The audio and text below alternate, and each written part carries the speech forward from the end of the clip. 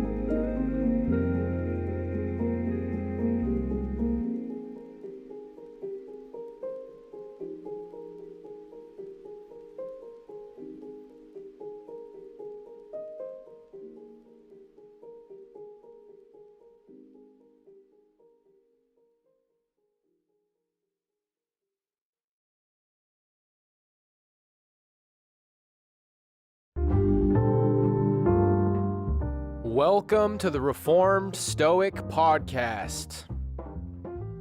Have a seat, grab a drink. Here we discuss politics, religion, current events, philosophy, and everything else that matters. Pull up a chair, get cozy. I'm your host, Reformed Stoic. Let's get started. Yo, yo, yo! How are we doing, chuddies?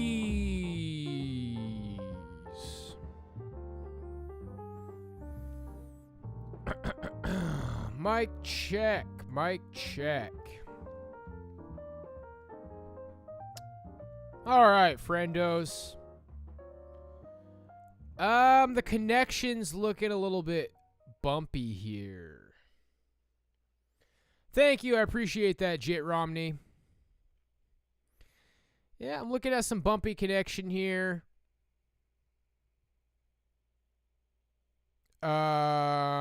Shit. I'm gonna ignore it, guys. I'm gonna ignore it. It's a bummer, though. Yeah, holy crap, there's so much January 6th stuff in the headlines today. Lots of January 6th stuff. We are going to very briefly go over that. Today is going to probably mainly center around the border stuff. We got some footage. From the border. There's something that I could kind of try to do to fix this connection, but it's really risky and I might lose the stream. I think it's worth it, though. Okay, give me a second, guys. I'm going to try something. It's a little ballsy. If it doesn't work, I'm going to have to start the podcast in an entirely new VOD. It's just going to kind of kill me watching this freaking connection. So here we go. I'm going to try this real quick. Wish me luck.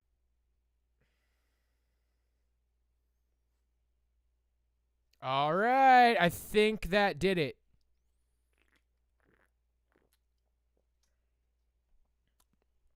I think we did it, guys. I basically just had to turn my VPN off. VPN screws it up sometimes. Okay, well, without further ado, yeah, we got a little bit about the border, a couple of videos on that. One video on January 6th, Harvey Weinstein, a little bit on Harvey Weinstein. He's finally getting booked. And then a story of a former occultist who became a Christian. Let's get it going. And new segment. You're listening to the Reformed Stoic News segment. Let's go!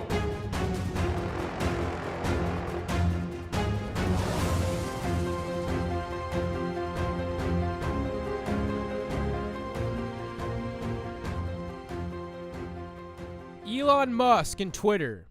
Mic check, mic check. Okay. Elon Musk and Twitter. Let's look at that as well. That will be our recommendation for today. Let's see. Let's go ahead and start with this. Border.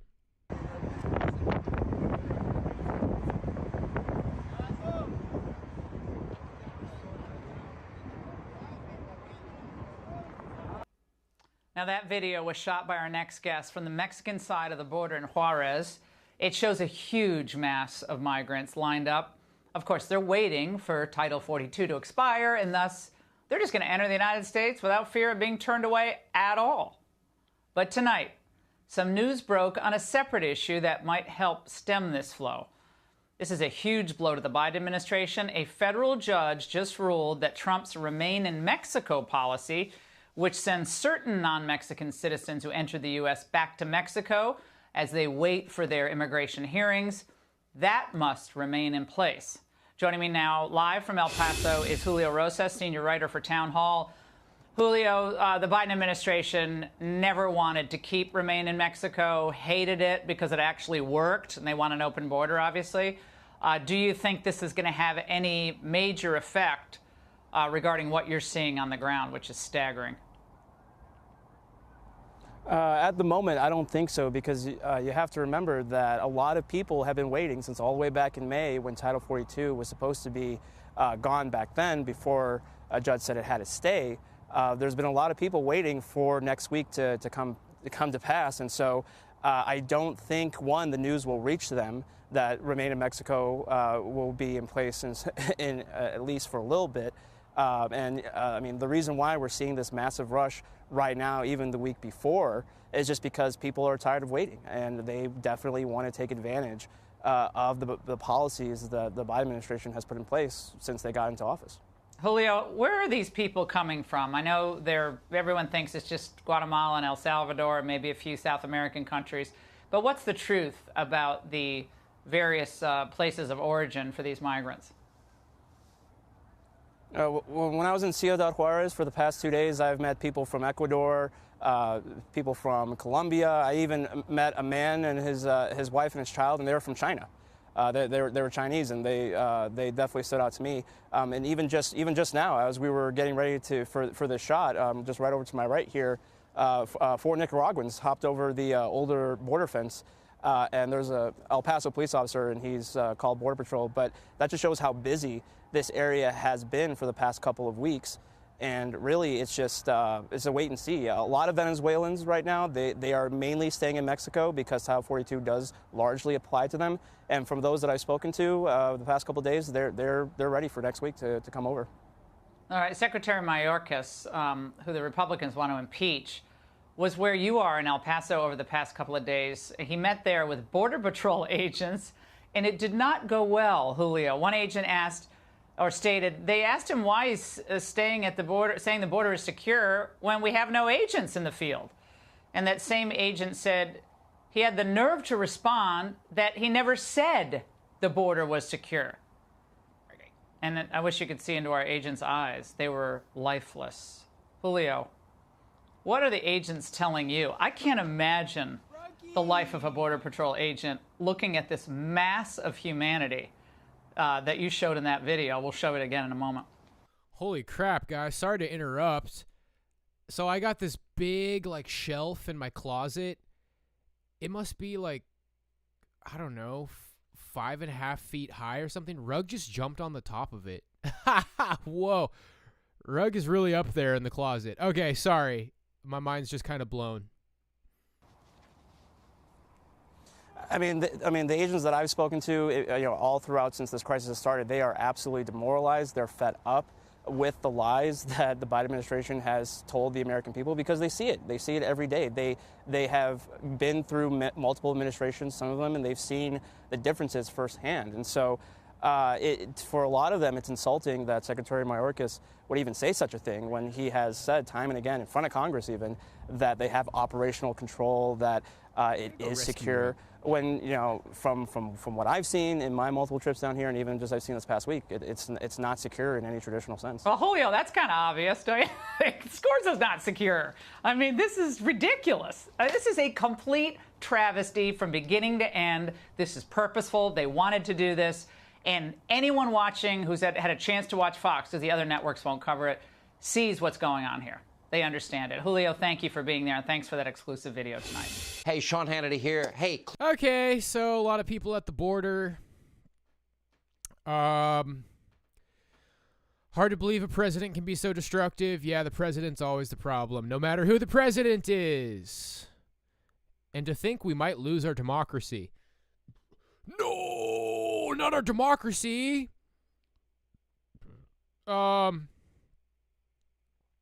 Yeah, so that's pretty much it. Just a lot of people at the border. Bad. I'm thinking bad. Do we need to pump our country full of illegals? Probably not. Yeah, they're hardworking. Taco trucks. More taco trucks. More diversity. Yeah, I probably don't need to say too much about that. Let's see what's up with old Muskie. So he's already stepping down from Twitter, huh? Elon Musk's Twitter poll says he should step down. What happens now? Oh, so the poll says that he should step down. The 5 predicts if Elon Musk will step down. It's looking to me, I mean, this is 2 hours ago. The latest from 2 hours ago sounding like they're speculating he's going to step down.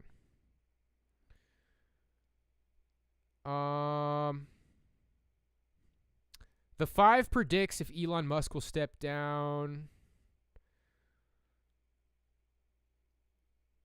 He was trolling the whole time. I guess this is 8 minutes. That's a little bit much.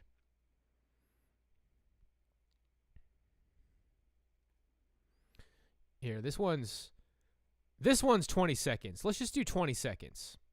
20 seconds or 8 minutes. I choose 20 seconds. It is unclear who will be running Twitter after the social media platform's CEO Elon Musk put his job up for a vote among Twitter users. More than 17 million people vote. Yikes, get your shit together, CBS. That is quiet. That is quiet. He wants to step down, used the poll as a distraction. Should I step down as head of Twitter? I will abide by the results of this poll. Okay. Yeah, he could be trolling. God, I hope he gets rid of Twitter and buys the rest of the social media platforms, does away with them too. Elon says boycott all Twitter advertisers because he exposed Twitter and the left. Yeah, we probably should have got some more coverage going on this stuff. There's some sort of documents like, oh, he proved that there was people behind the scenes manipulating the election results. That sounds kind of like an op to me, guys. This whole the election being manipulated thing, I feel like it's a setup. He's getting reimbursed. Okay, well, kind of an odd selection of clips on this one. Majority say he should step down.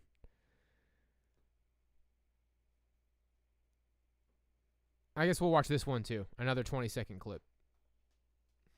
Expiration of Elon Musk's Twitter poll. The results are in at this point. That poll asking if he should step down from the head of Twitter.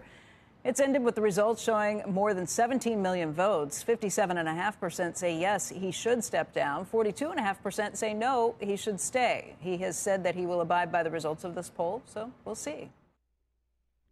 I feel like it's a joke, but I don't know. I definitely never really trusted Elon. I always thought he was some sort of a shill, some sort of a plant-based science man, BTFO in the left. Yeah, he's a plant. Even if he steps down, he still has control of the company. LMAO, he isn't going to step down. Okay, well, there you go. Supreme Court pauses end of Title 42. ABC News. We turn now to the breaking news on the border crisis tonight. Supreme Court Chief Justice John Roberts temporarily pausing the expiration of Title 42, the Trump-era policy allowing the government to turn away asylum seekers because of the pandemic, just 36 hours before it was set to expire. It comes just after El Paso, Texas declared a state of emergency, the city's shelters for migrants already overcrowded. So tonight, the bottom line, what does the Supreme Court's new order mean? ABC's Maria Villarreal on the border in El Paso tonight. Tonight, just 36 hours before it was set to expire, U.S. Supreme Court Chief Justice John Roberts temporarily pausing the expiration of Title 42, a health policy used by the Trump administration during the pandemic to expel migrants without allowing them to request asylum. 19 Republican-led states behind the push to get the U.S. Supreme Court to step in, arguing failure to grant a stay will cause a crisis of unprecedented proportions at the border and inflict massive irreparable harms on the states. The news coming on the heels of an emergency declaration in El Paso. Hola, mija, ¿cómo está? Shelters like Annunciation House bearing the brunt of the most recent surge. Right now, do you have any space? Do you have any capacity in your shelters? No, and we haven't for a while. The Texas National Guard now sending 400 additional troops to the El Paso area. This as the city tries to manage an influx of migrants, 2,200 average daily crossings into the U.S. this month. Border Patrol agents also pushed to the limits. This video provided to ABC News by Texas Congressman Tony Gonzalez, appearing to show overcrowding at the El Paso Processing Center. Just this morning, 2 buses arriving in New York City. Mayor Eric Adams warning the city is expecting more than 1,000 asylum seekers each week. We're not waiting for the expiration before we do our planning. David, there are a lot of questions about whether the U.S. Supreme Court will take up this case, and it really is too soon to tell. Today's ruling was purely administrative. It puts Title 42's expiration date on hold, and it buys everybody some time, which is a big deal right here on the ground in El Paso with law enforcement, NGOs, and also just city leaders dealing with all of this right now. David? Maria Villarreal in Texas tonight. Maria, thank you. Hi, everyone. George Stephanopoulos here. Thanks for checking out the ABC News. So my first thoughts on this was I remember when Europe was getting pounded with refugees. That was back like 2014, 2015. Just absolutely, what were they, African refugees. Europe was just getting slammed. Me and my grandma had a waiter in Vegas when she was visiting. He was from Paris. He's talking about how Paris was unrecognizable. And that seemed like a problem that was very far away from America. Not that we haven't had immigration issues here already, but I feel like I'm starting to feel some of that pressure now. It's like, okay, they had the open borders in Europe. Now I feel like we're getting the same shit here, even though, let's face it, it's always been here. Maybe a little naive on my part. It's probably just always been here. And maybe this is oversimplified thinking. My thought is like, why don't we fix Mexico? If everybody's leaving Mexico to come here, could we make Mexico better somehow? Like, what's the deal with that? Are we just trying to be respectful, like let them do their thing? Seems like Mexico is the kind of place that a lot of people want to flee. Can we just like make Mexico better? That would be my idea. But I imagine it's not so simple. Funny thing is I've thought about how I might want to move to Mexico. I feel like Mexico could be fucking paradise on earth for me if I did it right. Shit, maybe I'll move to Mexico and y'all can move here and nip her in the bud. They should keep it like that always. We are not waiting for the Title 42 to expire to do our planning. So wait, what's up with Title 42? Expiration of the immigration restriction. Okay. So this Title 42 is some sort of an obstacle in the way of opening the floodgates of immigration. Title 42 is some sort of a barrier, some sort of an obstacle that's meant to slow this immigration process. Supreme Court is trying to hold the floodgates closed. Once Title 42 goes, it's just like our country's getting pounded with people who ain't us. We should have taken Mexico a long time ago. Mexico needs drummers, just saying. Hell yeah, man. We need Title 43. Turn them all away unless they come vetted and value assessed through the front door. Oh, man, brother. All right, well, that's that. Oh, boy. 49 seconds. Can we handle 49 seconds of January 6th? I think we're going to make it. Here's how the January 6th committee's criminal referrals could impact Trump's 2024 campaign. And here we go. And that very point, let's bring in CBS's Robert Costa. You heard from the former President Donald Trump. How does this affect his future presidential race? Nora, good to be with you. We just heard from former President Trump. I'm hearing tonight here at CBS News from some of the party's top donors, elected officials on Capitol Hill. They say behind the scenes, real discussions about whether former President Trump is politically vulnerable.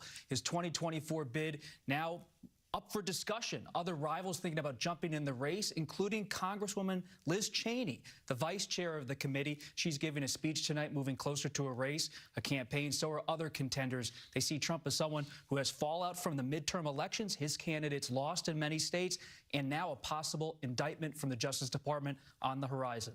Wow. It will be fascinating to watch what happens. Robert Costa, thank you so much. Awesome. The volume was way too low. That was their bad. Terrible audio volume there. Sorry about that. Basically, we just shouldn't have even watched that because I didn't even really get anything that she said. Liz Cheney has a better chance of getting elected than Trump. Okay, whatever, dude. Yeah, better than Trump getting arrested. More nothing burgers. I don't think we're ever going to talk about January 6th ever again until it's over. Breaking. Harvey Weinstein found guilty on 3 counts. Let's get this rolling. We've got breaking news here in Los Angeles. A verdict in the rape and sexual assault trial of former Hollywood producer Harvey Weinstein. Dana Griffin is following it all. Dana, what are you hearing? Lester, the 70-year-old former Hollywood movie mogul has now been convicted of rape on both coasts. A jury in Los Angeles returning guilty verdicts on 3 counts, including forcible rape.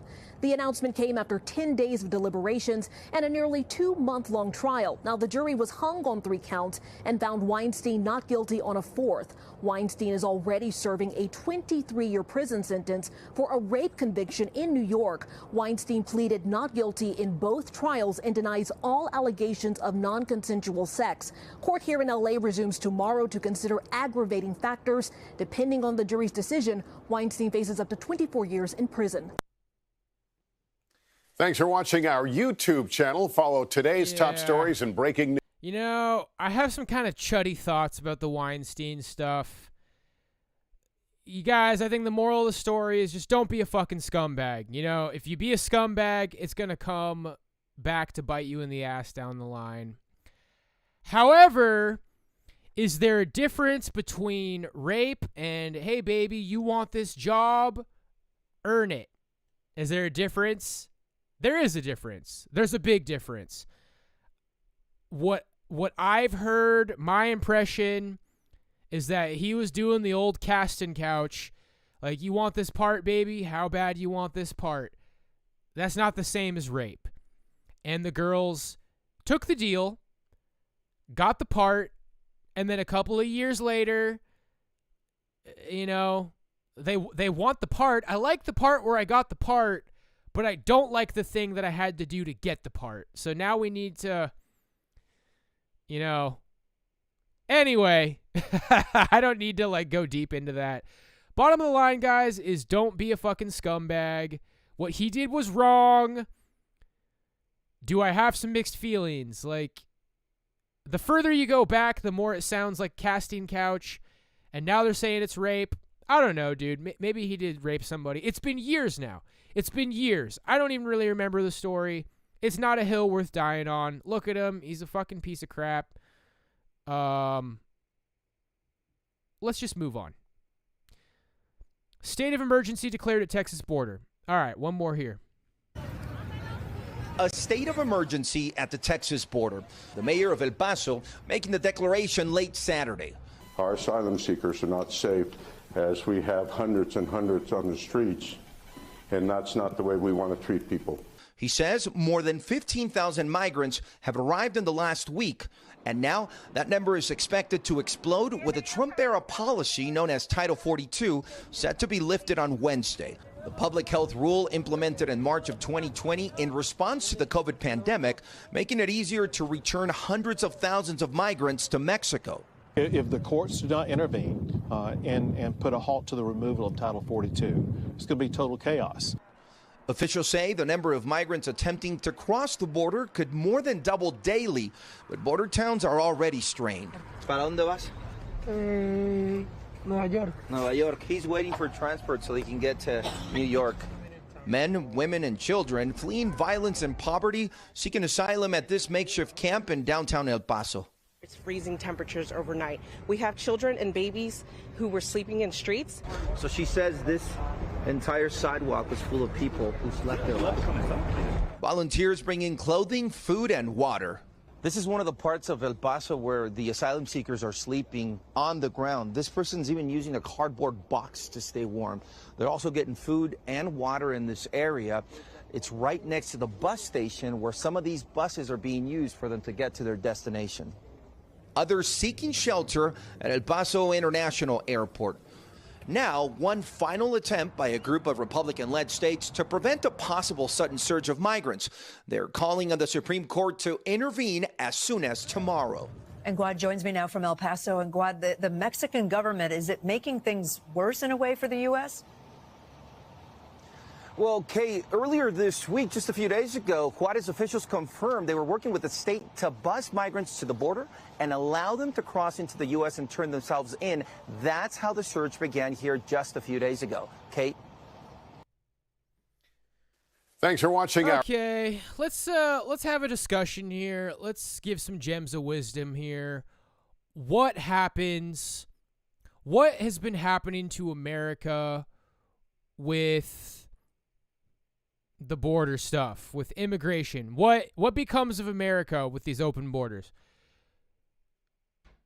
Well, it's the question of who is supposed to work minimum wage jobs, who is meant to work low-skilled jobs. The further you go back toward the 50s, 60s, 70s, 80s, you have malls filled with young, cute girls, young, strapping men, okay? You go to a food court, it's a bunch of young, high school-aged men, young college-aged men, and in turn, the malls being filled with high school-aged people and college-aged people who are ultimately Americans trying to start at the bottom and work toward the American dream. What you get is when you go there to eat, hey, it's my high school friends. Hey, it's my college friends. Hey, it's a potential neighbor. It's a potential brother. It's a potential girlfriend. It's a potential person who's a part of my culture, who I click with, who I want to be around. And in turn, for the workers, what are you getting into when you're a 19-year-old guy applying at the mall? Potential girlfriends, potential friends, fun, fast times at Ridgemount High. So what do we have now? What has it been becoming? What it's becoming is you have to go through the McDonald's drive-thru 10 times to get your fucking order right. If you really care that much. You look like an asshole for yelling at somebody who doesn't speak English. The quality of the food is going down. The quality of the service is going down. If you went to a food court in the 80s, you'd see all your classmates. If you go to a food court now, you feel like you're in a third world fucking country. You go to a third world court now, and what you have is basically a lower caste of people. And that's not me being racist. That's like, we have these desperate people from third world countries who come to seek opportunity in America. Those are the people who work the food courts. Those are the people who work in the malls. Those are now the bottom of the barrel. So you have all of these men from America trying to achieve themselves. It's like, well, bucko, you got to start at the bottom. You're not going to be the CEO. So you might realistically, I mean, what happened when you're in the 70s and you're in high school? You start at the bottom. You work at a Wendy's. You work at a Walgreens. Now the 18-year-old guy from America starting his career, building his resume, he's competing with illegal immigrants who will accept under-the-table, lower pay. He's going to a hostile work environment where he's surrounded by people who he's not like. I mean, I feel like I could go on and on and on and on. It's going to be like, oh, boo-hoo, they're taking my jobs. Oh, boo-hoo, you don't work as hard. What it results in is like sowing division between the people in this nation, because obviously you're going to have the bleeding heart liberals who say that this is the way it should be and this is for the best. But on some level, it's hurting our culture. Okay? McDonald's used to be a very American place, and now it's just not what it used to be. You go to McDonald's, you're going to be served by somebody who's not white. I mean, am I out of bounds saying that? Is that like, if you had to play a game, some sort of a fucked up Saw game, it's like, you're going to have to play a game. You're going to figure out if your life is worth it. Where you have like some You have some like device in your head, and if you go into a McDonald's and the person who serves you isn't white, like it fucking blows up your head. Okay? It's like if you walk into that McDonald's and the person who serves you isn't white, you lose the game and you die. Would you walk into that McDonald's? It's like you have to make a choice. You can either walk into the McDonald's, and if it's a white person who serves you, you get to live. Would you walk into that McDonald's? If my life was on the line, it's like, you know what? Really good chance the person at McDonald's who serves me is not going to be white. And I don't want to die. So it's fucking up our culture, man, and it sounds selfish. It's so selfish to want to live in a country where people share your culture, where you get friendly smiles from your people at bottom level positions. But now what we have is an underclass of people who resent us, and we have to feel bad. It's like, wow, I go to fast food and I basically pay for a bunch of refugees to slave away for me over a grill. It's kind of like a dirty feeling when it's just like, it used to be your people working up from the bottom. It's like, hey, that guy flipping burgers at the grill, he's 19. He's going to try to own his own business someday. He's going to try to work his way up. But now it's kind of like different. So I'm going to go ahead and leave that there. Any recommendations, guys? One more news segment, one more breaking story. We got through everything pretty quick today. Let's get one more story here.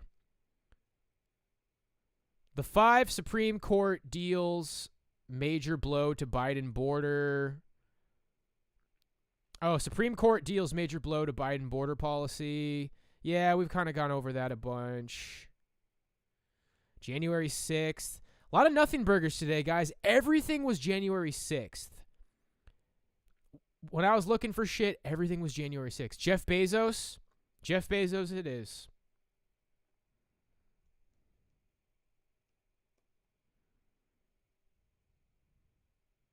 Your wish is my command. Amazon founder Jeff Bezos says he'll give away his wealth. I'll take it. Oh, that was a month ago.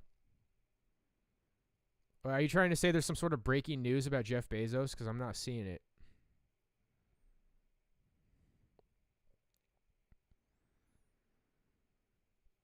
Bruh. I thought, why'd you say Jeff Bezos? How about,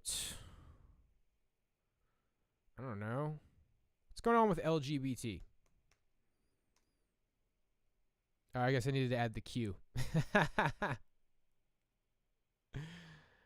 Russia, January 6th. It's getting kind of played out. The border's kind of new, but that's already kind of played out. All right, nobody cares about this. Maybe we'll watch another conversion story. How about that? This is going to be, I accepted the identity demons gave me, ex-witch details how God rescued her from the occult. We'll watch another testimony after this. So let's just do this. CBN News. The woman in our next story was trying to find a way to add meaning to her life. Her search led her to the occult. She got so deep in it, she earned the title Bruja, or Little Witch. For years, she practiced witchcraft until one day, she looked in the mirror and saw something so disturbing, it sent her running for help. Here's her story. Okay. One of the darkest moments. Okay. Nope. Okay. We're going to try to get this Jeff Bezos in real quick. If it's truly what you say it is, I feel like it would have popped up, but it didn't.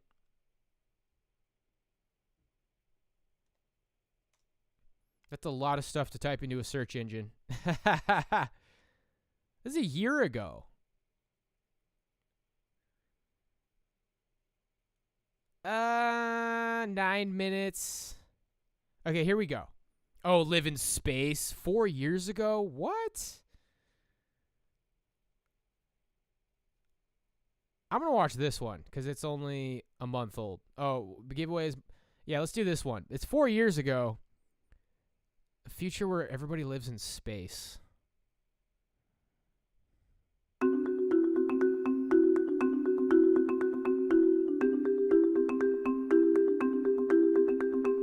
What's going to happen over the long term, we'll have 1 trillion humans in the solar system, and then you'll have 1,000 Einsteins and 1,000 Mozarts. No, none of that. Holy shit, you said so much stupid, complete horseshit so fucking fast.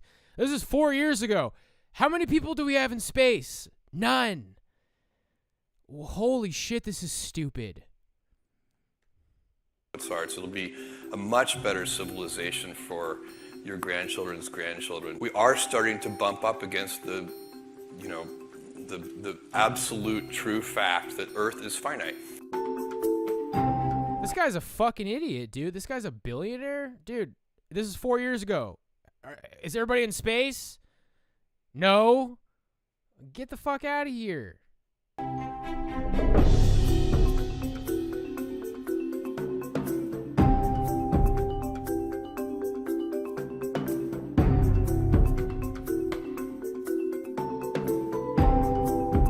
Wow, so he's dumping money into helping people inhabit space. What a crock of shit. You know, guys, I want to put this out there. We might see a time, this is some dystopian novel shit. Like if you read Logan's Run. In Logan's Run, when you turn 30 years old, this is like Logan's Run, okay? When you turn 30 years old, you go off to some great ceremony and everybody cheers for you. And they fucking blow you up like fireworks. It's like, I'm 30. It's my big ceremony. Are you ready? Are you ready for your ceremony? And then they send you up in the sky and they fucking blow you up like fireworks. We might see a time where people get to take trips to space. Like you get to move to space. It's like you buy a ticket and they take you to go inhabit a colony in space. And you're gone. And it's like, bye-bye, have fun in space. You're gone. And what nobody realizes is that they just fucking kill you. Maybe they put you in a ship and they send it up in the sky and you all just fucking die. Everybody who says there's going to space just fucking dies and they're never seen again. And everybody's like, oh, my son, he moved to space. He's in space. I can't talk to him or anything because he's in space. But, you know, I could see something like that happening, bro. And people on 4chan are talking about the DUMBs.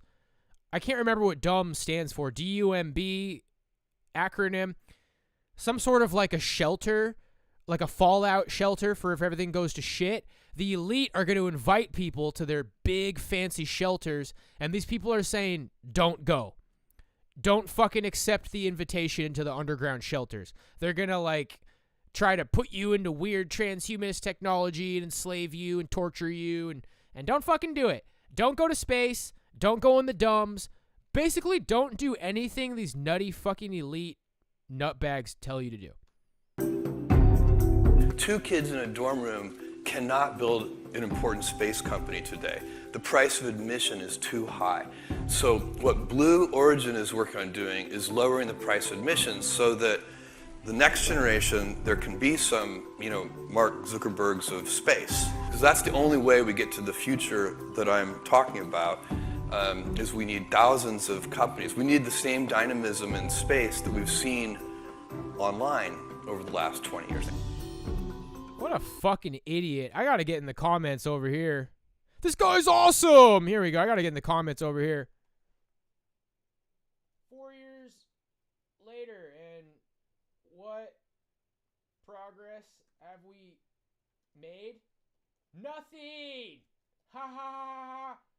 No one's in space! That's the stupidest crap I've ever heard pour out of anyone's mouth. What a big crock of shit. 4 years later, and what progress have we made? Nothing! No one's in space. That's the stupidest crap I've ever heard pour out of anyone's mouth. Wow, bro. Pre-COVID, I think they realized that people are waking up to their stupid fucking Jetson space fantasy, and they had to crash the world with the COVID scamdemic. Anyway, there you go. Oh, cool. So something that's so distant in the future that everybody will be fucking dead before we can verify it.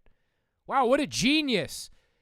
The claim that he's making is so far in the future that when it's time to say, hey, fuckface, you're a complete idiot and you're wrong about everything you said, we'll all be dead.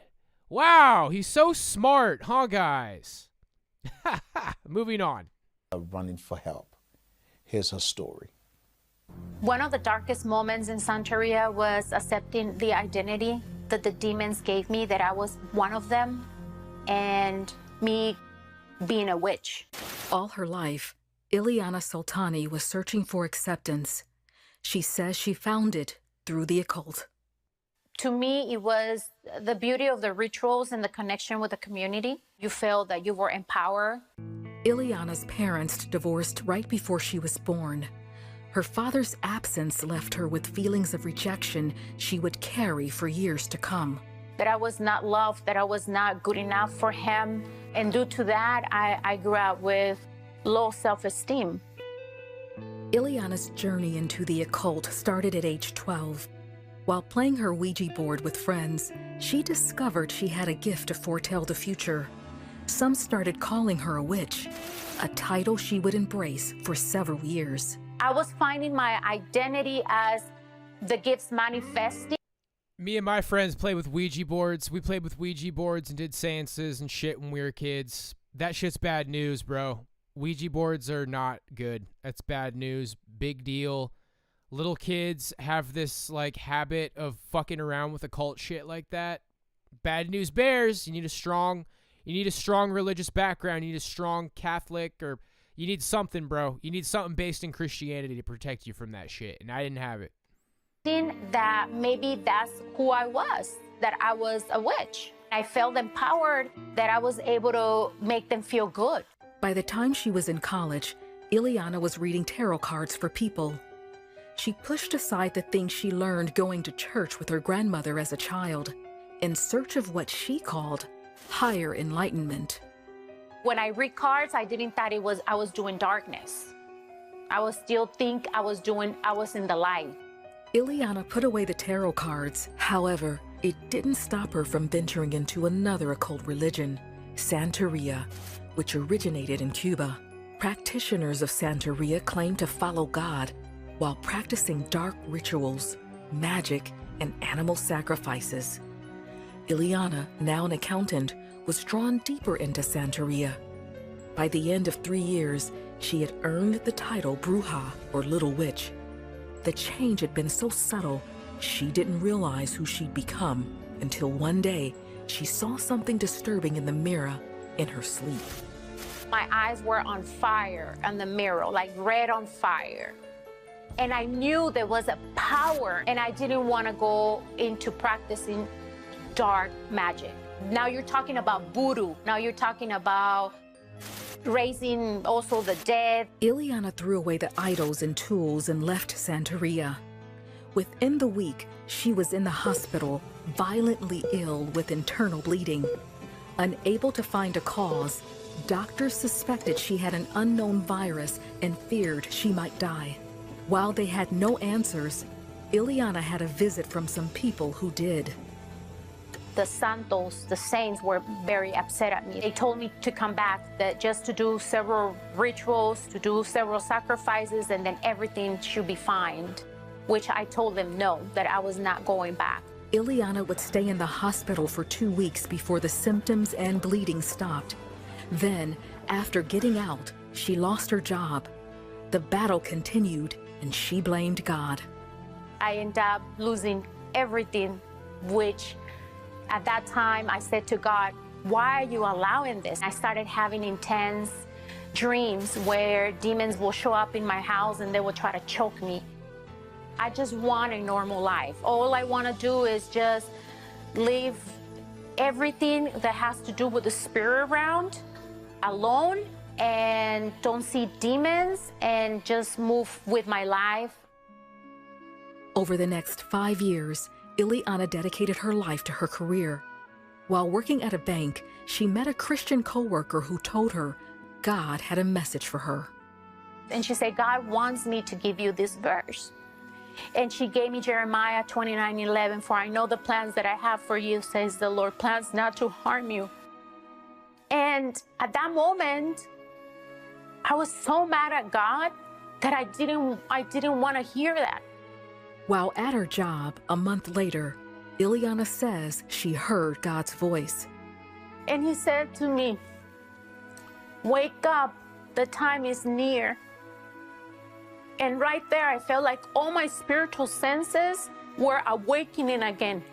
When Ileana went home, she prayed. I said, Jesus, forgive me for everything that I have done. And I really want to follow you. I want to serve you. So that night, as I go to sleep, I didn't see anything in a dream, but I heard audibly, we're rejoicing because you are back. And I said to him, who am I for you to do this? And the story, this chick, this is just kind of meh. Two mehs up for me. Double meh. he said, you're my beloved. For 1 year, she spent time with God and learned how to hear his voice. He removed all false identities that I had. I was not a witch. I was his beloved daughter. I was not an orphan. Yeah, she's still you know, you're out of the occult, but now you're telling people you're hearing God's voice. Like, you haven't really made as much progress as you think. It's this need to, like, be this mystical, spiritual person, man. That's what you hear in my rap music, guys. Listening to all that rap music yesterday, it's brought up some really fucking strange feelings in me. I didn't work out today. I ended up not playing drums for very long. Hearing all that music for me has kind of brought up some negative shit. So I'm glad some people enjoyed my rap. For those of you who didn't, do not worry. I do not plan on, like, beating everybody over the head with my old music. I'm pretty much done with it. Yeah, man, it's just this need to be some fucking edgelord. Like, look at me, I'm magic. Look at me, I can see the future. I can see the future, blah, blah, blah, blah, blah. It's just some edgelord shit, bro. But this is what society leads you towards. At the end of the day, everything on television, everything in music, everything in movies, everything you're taught in school, everything fucking leads you towards being this occult fucking loony, bro. No more demonic manifestations, no more anxiety, no more fear. I just walk in this life of peace, trusting him completely. Today, Ileana is married, has a son, and is a realtor. She's written a book about her journey of freedom from the occult. She also has a Facebook show where she gives encouragement to those in need. No matter what you're going through, God always will turn things around for you if you decide to say yes to him. God loves you, and that God wants to have a relationship with you. Seek the true God, the only true God, through his son, Jesus Christ. Yeah, guys, ultimately the message is that it's never too late, you know? And it's in line with the Led Zeppelin lyrics. Yes, there are two paths you can go back, but in the long run, there's still time to change the road you're on. There's still time, guys. I feel bad about who I used to be, mainly embarrassed. Yeah, some of that music is shocking for me to listen to now, you guys. So it's inspired me to make some new music. I want to make some gospel music. I'm going to try to find some gospel, like, copyright-free tracks that I can just sing over. And I want to try to make some more music, man. I want to redeem some of those old negative messages I was putting out there. But tonight, I just need to fuck off and get high and watch TV. That music put me in a weird place. It's bringing me to the past. I'm thinking about some old times. There's still time to chud the road you're on. Okay, my friends. Well, I think that concludes today's podcast. Kind of a short one. It's a Monday. I mean, for the record, all the headlines were January 6th. Nothing burger. Yeah. We'll pick her back up this Friday. Maybe down the line, Wednesdays will come back. I'm in an interesting place in my personal life right now. We might just go back to the 3 podcasts a week, but I'm going to hold off for now. I got some holiday shit going on this week. We're in the Christmas season. It's starting to slowly sink in that, like, I don't really like Christmas. I've been such a good sport. I've been doing such a good job up until now. Now it's kind of like, I don't really like Christmas that much. God bless you, my friends. Thank you for being here. No more chill streams tonight. I got one more thing of stew. I'm going to make waffles. I'm going to keep watching my show, Righteous Gemstones, maybe watch some movies.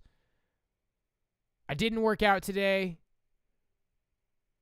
We'll get back up on the horse. Just, if anybody is annoyed by my rap and you think I'm going to, like, never shut up about my rap, that ain't what it is. That's bringing up some old shit from the past, got me thinking. I think when all is said and done, it's a positive thing. It's a positive thing that music gets to be seen and acknowledged. Thank you guys for supporting it. I think I deserved a little bit more credit than I was getting back in the day, even though that music's pretty cringe overall.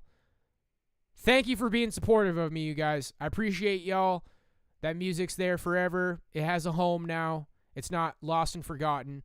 I think I'm making peace with, like, some of my resentment about that music never really being heard.